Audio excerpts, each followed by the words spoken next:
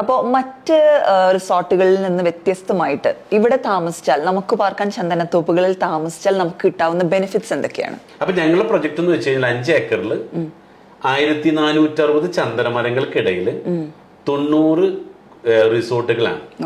അപ്പൊ ഈ റിസോർട്ടിന് മറ്റൊരു അത്ഭുതമുണ്ട്. ഈ റിസോർട്ടിന്റെ ഗുണം എന്ന് വെച്ച് കഴിഞ്ഞാല് ഇത് ഒരു എക്കോ ഫ്രണ്ട്ലി ആണ്.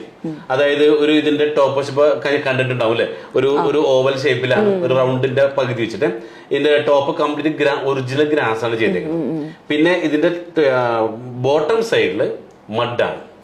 ഇപ്പൊ നമ്മള് പണ്ട് കായക്കൽപ്പ ചികിത്സക്ക് പോകുമ്പോ അവിടെ കംപ്ലീറ്റ് പ്രകൃതിയുമായിട്ടൊരു അറ്റാച്ച്മെന്റ് ആണ്. അതായത് മഡ് ഹൗസിൽ താമസിക്കുന്നു, പിന്നെ അവിടെ നീന്തി കുളിക്കാനുള്ള സൗകര്യങ്ങള്, പിന്നെ മറ്റേ ഒരുപാട് ട്രീറ്റ്മെന്റുകൾ, ഉഴിച്ചില് ഇതൊക്കെ ഞങ്ങളോട് കൊണ്ടുവരണം. ഇത് സത്യത്തിൽ പറഞ്ഞ റിസോർട്ട് ആണെങ്കിലും ഇത് സത്യം ഓപ്പണായി പറയുകയാണെങ്കിൽ ഒരു ആയുർവേദ ഒരു അറ്റ്മോസ്ഫിയർ ഹോസ്പിറ്റൽ പോലെ തന്നെയാണ്.